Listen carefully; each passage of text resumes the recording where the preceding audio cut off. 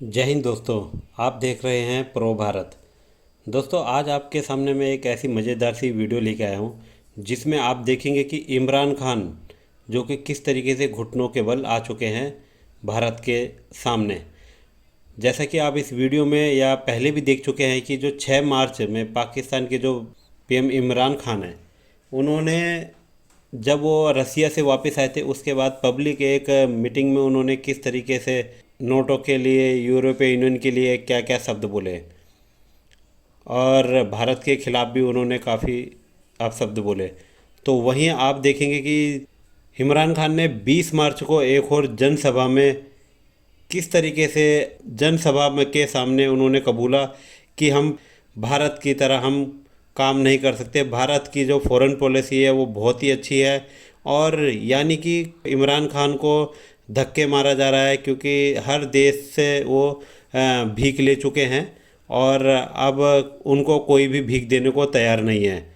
और इमरान खान का जो जिगरी दोस्त है चीन, उसने भी भीख देना बंद कर दिया है, जिसकी वजह से आप देखेंगे कि इमरान खान ने किस तरीके से बोले भारत की जो फॉरेन पॉलिसी है उसके बारे में उसकी तारीफ़ करी और उसके गुणगान करे। यानी कि अब वो जो भिखारी का वाला कटोरा है वो और कहीं ना घूम के वो भारत के आगे, नरेंद्र मोदी के आगे अब वो कटोरा लेके खड़ा हो गया है। वीडियो में देखेंगे आप कि किस तरीके जो पाक मीडिया है मज़े ले रही है इसके ऊपर और इमरान खान को क्या बोल रही है। तो सबसे पहले हम आपको दिखाएंगे इमरान खान का वीडियो, तो आइए देखते हैं। यूरोपियन यूनियन के एम्बेसडर ने खत लिखा पाकिस्तान को कि आप रूस के खिलाफ उसके मुखालिफ स्टेटमेंट दें, उसके खिलाफ वोट दें। मैं ये यूरोपियन यूनियन के एम्बेसडर से पूछता हूं कि क्या आपने हिंदुस्तान को भी ये खत लिखा था? साथ वाला हमारा मुल्क है हिंदुस्तान।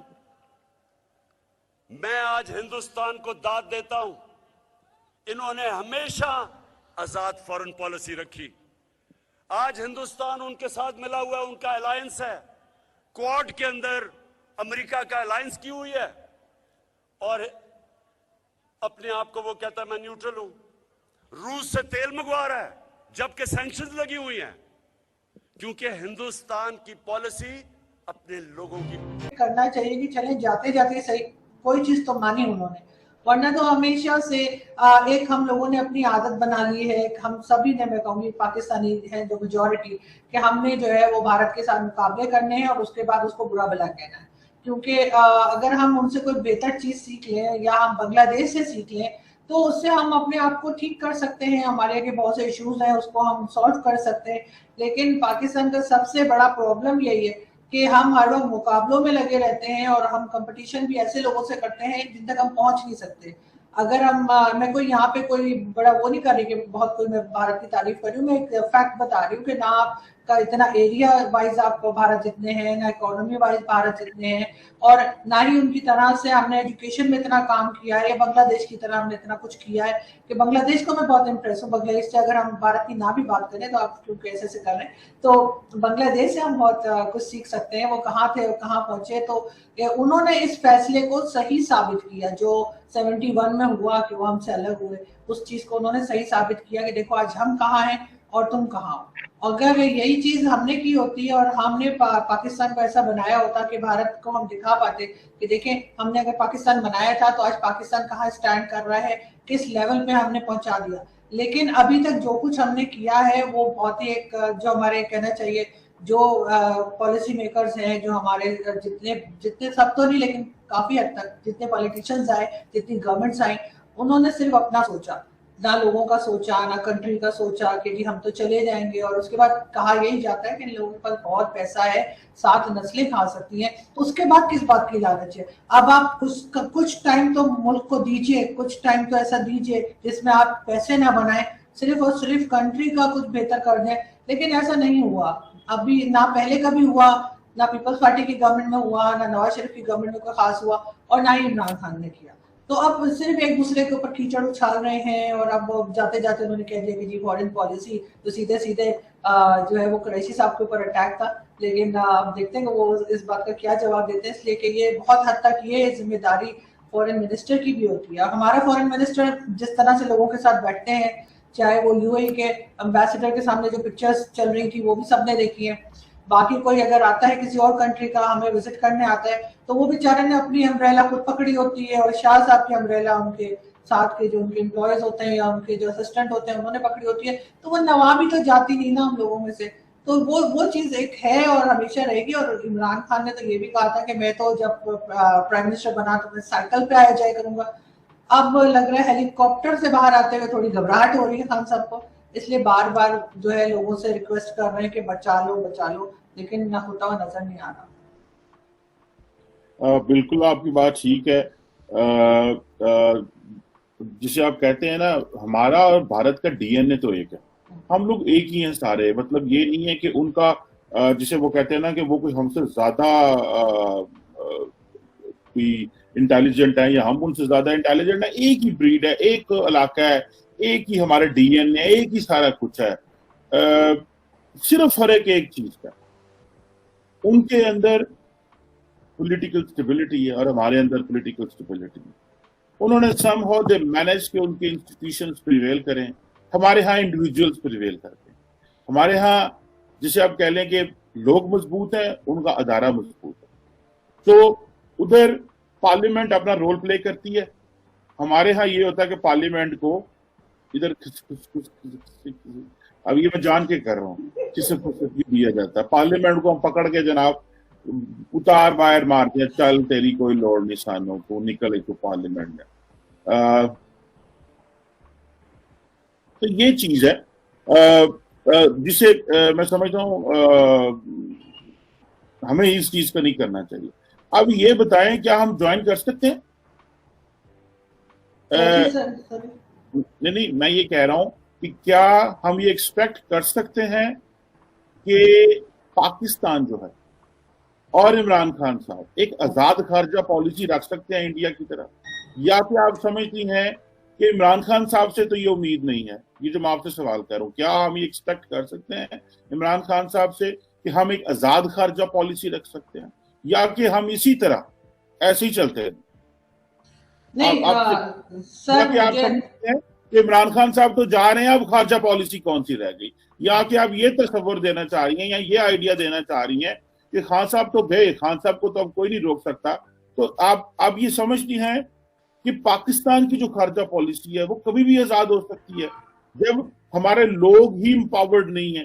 जब ये लोग किसी की ताकत से आएंगे तो ये फैसले कैसे कर सकते हैं? आप इसको कैसे देखती हैं? आप इसको आजाद होना, पाकिस्तान को फॉरेन पॉलिसी को आजाद होना जो है वो लिंक करती हैं कि मुल्क के अंदर एक आजाद सियासी निजाम होगा तो फॉरेन पॉलिसी आजाद होगी? आप इसको कैसे देखेंगे?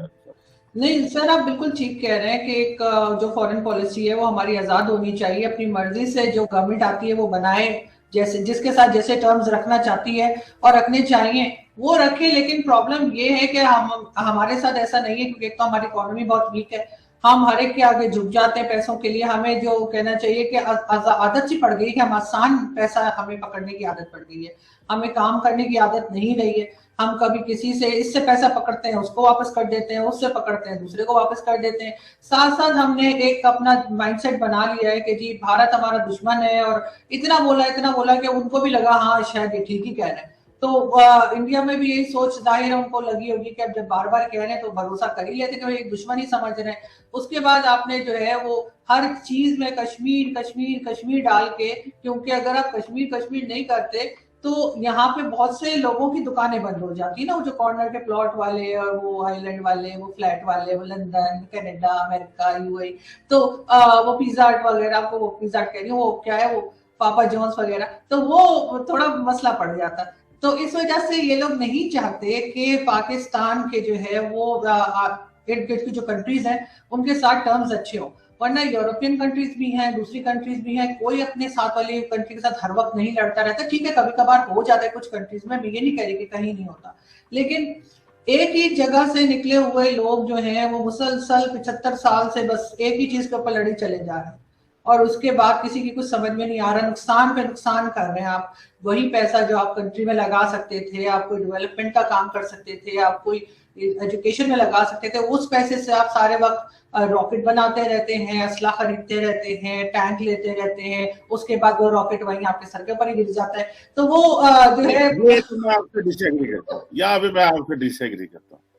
आपने दरअसल यूक्रेन की हालत देखी नहीं है। रॉकेट बनाना, देखें, सिंपल सी बात है। सॉरी मैंने आपको काटा है आरजू साहब, मैं इस पे आप माजरत चाहता हूँ, लेकिन मेरा एक व्यू है, मजबूत फौज चाहिए, इसलिए नहीं। देखिए, फौज आप बनाते हैं हालात को देख के, आपके घर, किसी के घर में आप असला रखते हैं हालात को देख के, तो सिंपल सी बात है।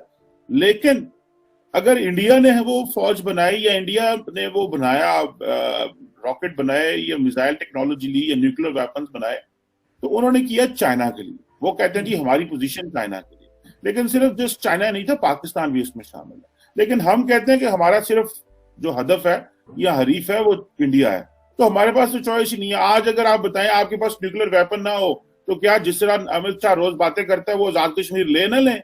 लेकिन उनको पता है कि इंच भी आगे घुसे थे रौला पाया देना है और लड़ाई होगी और फिर वो होगा सारा कुछ।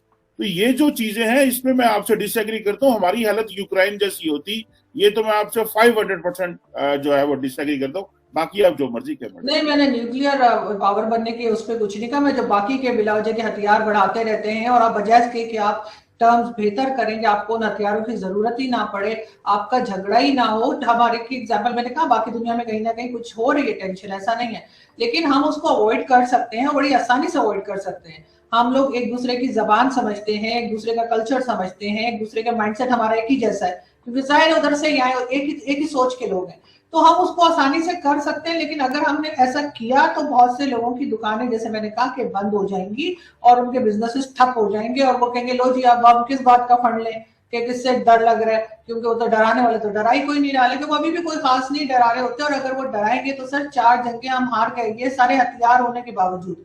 लेकिन बात इसकी नहीं है, बात है कि आप सिर्फ 5 साल के लिए जो है, 6 साल के लिए आप जो है टर्म्स बेहतर कर लीजिए। हर चीज जिससे आपको लगता है कश्मीर या कोई भी इशू है उसको साइड पे करके सिर्फ इकोनॉमी पे काम कीजिए, तो वो चीजें ठीक हो जाएंगी। इसलिए कि जब पैसा होगा तो दुनिया आपकी बात सुनेगी। आज आप कहाँ कहाँ जाके कश्मीर कश्मीर करते हैं, कोई बात नहीं सुनता। ओवैसी वाले भी आएंगे और वो या हबीबी वो खजूरे वजूरे खा के यहाँ से निकल जाएंगे और उन्होंने कुछ नहीं करना यहाँ पे। तो एक अपनी पोजीशन को इंसान तभी मजबूत करता है जब उसकी इकोनॉमी मजबूत हो, चाहे वो कंट्री हो चाहे वो इंडिविजुअल हो। आपको पैसे की जरूरत होती है, हर एक को पता है कि आप ये कभी यहाँ से मांग रहे हैं कभी वहां से मांग रहे हैं, और जो पैसा लाते हैं वो आप उसके बाद अगर उससे बजाय उससे डबल करने के, उसमें उसको किसी कारोबार में लगाने के, किसी तरीके से उस पैसे को डबल करने के बजाय आप हथियार ले लेते हैं, तो लोगों को यही लगेगा कि बस ठीक है, इनको कौन लिफ्ट करा रहा है। बाकी जो पोजीशन इंडिया की इस वक्त दुनिया में है वो हमारी नहीं है, हम माने या ना माने। लेकिन खैर, coming back to the main topic जो आप बात कर रहे थे इमरान खान साहब की, तो उन्होंने आज जैसे तारीफ की है, तो वो मेरा ख्याल है उनको बहुत शुरू में अंडरस्टैंड कर लेना चाहिए था। जब वो प्राइम मिनिस्टर नहीं बने थे तब भी वो बड़ी ढंग की बातें किया करते थे और बड़ी उम्मीदें थी लोगों को उनसे कि वो आएंगे तो जरूर कुछ चेंज आएगा, कोई टर्म्स बेहतर होंगे। बल्कि नवाज शरीफ साहब ने भी टर्म्स काफी बेहतर कर लिए थे भारत के साथ। तो मेरा ख्याल है कोई बुराई नहीं है। बहुत से लोग बहुत बुरा भला कह रहे हैं कि क्यों तारीफ कर दी। अब ये और बात है कि पहले वो ये कहा करते थे जब तक नरेंद्र मोदी की गवर्नमेंट है हम तो बात नहीं कर सकते, लेकिन जाते जाते उन्होंने चले कहना चाहिए कि एक अच्छी बात की है तो अप्रिशिएट तो करना चाहिए। नहीं, मैं वैसे अगर मैं इमरान खान का एडवाइजर होता ना, तो मैं इसको वैसे इस तरह एक्सप्लेन करता, let me be the devil's advocate, कि भाई मैं तो, हमने इमरान मोदी जो कश्मीर में कर रहा है उसकी बात नहीं कर रहे, हम इंडिया की फॉरेन, एक बात बताऊं मैडम, वैसे वो बात इमरान खान सही कर रहे हैं। जब हम कोल्ड वॉर में घुस गए और अमेरिका के तादी बन गए और हमें चाहिए था असला और ये चीजें, तो इंडिया उस वक्त भी न्यूट्रल था और उन्होंने कहा ना हम उधर जाएंगे ना हम उधर जाएंगे, और वो दोनों तरफ से हथियार भी ले रहे थे, ताल्लुक भी बना रहे थे। मैं समझता हूँ ये नर्व्स गेम होती है, लीडरशिप की गेम होती है, और लीडरशिप तब मजबूत होती है जब वो अवाम से आती है, जब वो लेजिटिमेट होती है, जब आपकी जड़ें अवाम में हो, जब आपको पता है कि अवाम की जो बनाई पार्लियामेंट से आप फैसले करते हैं, जब अवाम के लिए फैसले करते हैं, जब 10 लोग कमरे में बैठ के फैसला कर लें और कहें जनाब कि हम जनाब देखेंगे जब ब्यूरोक्रेसी फैसले करेगी मुल्क के ऊपर, जिनको पता ही नहीं है, जिन्होंने वापस अवाम के पास जाना ही नहीं है, तो फिर तो मैडम इसी तरह ही होगा। मैडम ये बता दें, अब इमरान खान को भेज रही हैं आप, आपको क्या इतना मतलब, आप 3.5 साल आप किस पे तनकीद करेंगे? आपको कौन है तनकीद करने वाला? अगर इमरान खान साहब भी चले गए, वो बेचारे एक छोटी सी बकरी बने हुए थे, आप उनको सारे टाइम, जिन्होंने पंजाबी कहते हैं टेमा मारते बट्टे मारते रहते, वो बेचारा खाता रहता था। अब वो जा रहा है, अब किस पे, अब आपका नया निशाना कौन है? जरा आज खुल के अवाम को बता दें, नया निशाना कौन है? आप शहबाज शरीफ साहब पे तनकीद करेंगी? और पहले तो ये बता रहे, जरा मैंने इसको थोड़ा सा फनी अंदाज में किया कि इमरान खान साहब तो जाते हुए नजर आ रहे हैं आपको, और दूसरा जरा फनी सवाल का भी जवाब दें कि अगला टारगेट कौन है जिसको आप कहेंगी, शहबाज शरीफ, जरदारी साहब या मौलाना फजल रहमान? देखिए सर, सबसे पहले तो इमरान खान साहब वाकई में जाते हुए नजर आ रहे हैं और ऐसा होना नहीं चाहिए था। वैसे वाकई आप सही बात कह रहे हैं कि फिर अब हम क्या करेंगे, लेकिन हम ये जरूर करेंगे कि जो भी गवर्नमेंट आएगी, इसका हरगिज़ मकसद ये नहीं था कि इमरान खान साहब, खैर वो बहुत अजीब अजीब स्टेटमेंट देते थे, इस वजह से बेचारे फंस जाते थे। अदरवाइज एज ए जर्नलिस्ट हमारा यही काम है कि जो भी गवर्नमेंट आएगी, जो भी पार्टी आएगी, अगर वो गलत काम करेगी, ठीक से कंट्री को नहीं चलाएगी और वही प्रॉब्लम्स रही जो पहले थी, तो हम उन पे भी तनकीद करेंगे। ऐसा नहीं है कि हम उन्हें छोड़ देंगे। हम